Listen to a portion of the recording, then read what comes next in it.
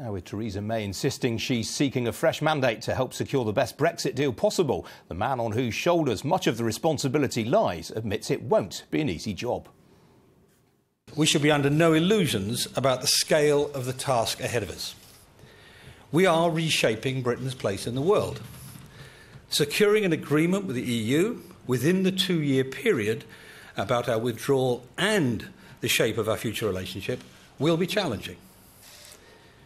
We'll have difficult issues to confront. Compromises will be necessary on both sides. We know all this.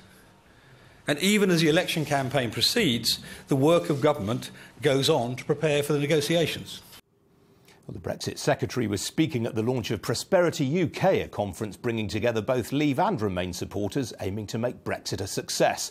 Dozens of business leaders, MPs, trade experts and academics were there, and I spoke to some of them. The city is obviously centre stage in this debate. As you know, in manufactured goods, we have a very big trade deficit with Europe, about €80 billion a year. So I think in manufactured goods, funnily enough, we'll get a trade deal pretty easily because they sell more to us than we sell to them.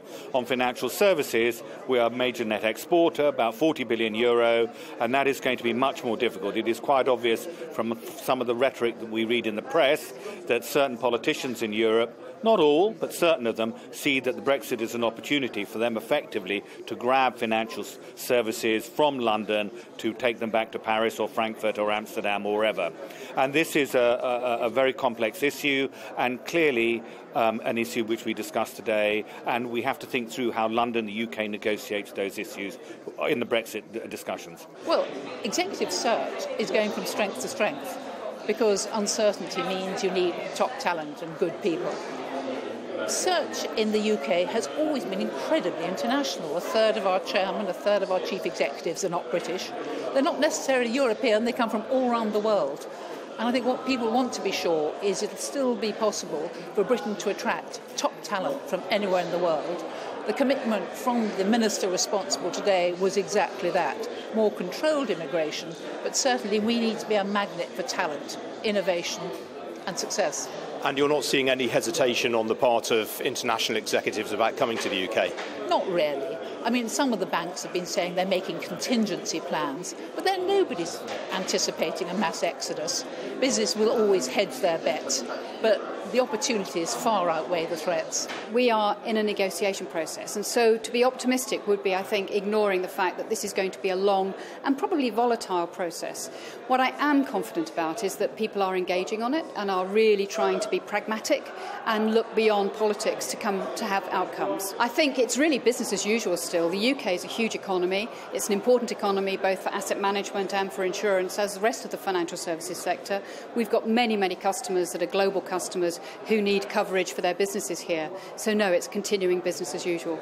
In trade, there is a very big opportunity for Britain to become the world's beacon of free trade. Global trade has stalled for the last 10 years as a share of GNP, and largely because all of the trade deals have been around manufacturing. And the next challenge is to do services and agriculture. And there is the potential for Britain to lead the way in doing a services for agriculture deal. And we are obviously one of the world's leading services economies. I am really optimistic about the future of financial services in the United Kingdom for one particular reason. The ecosystem that we have created here in the UK is unique. It combines many, many values and inherent strengths that come from years and years, decades and decades of industries combining and working together.